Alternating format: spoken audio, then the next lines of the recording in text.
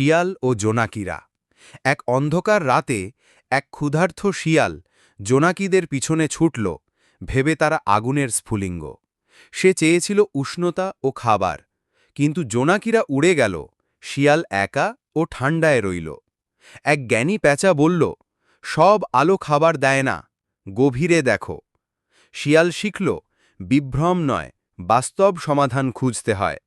নৈতিক শিক্ষা, বাহ্যিক চাকচিককে ভুলে যেও না, সত্য মূল্য ভিতরে লুকিয়ে থাকে। হাতির কোমল সাহায্য। শুষ্ক জঙ্গলে প্রাণীরা পানির জন্য কষ্ট পাচ্ছিল। একটি ছোট পাখি তৃষ্ণায় অজ্ঞান হয়ে পড়ল।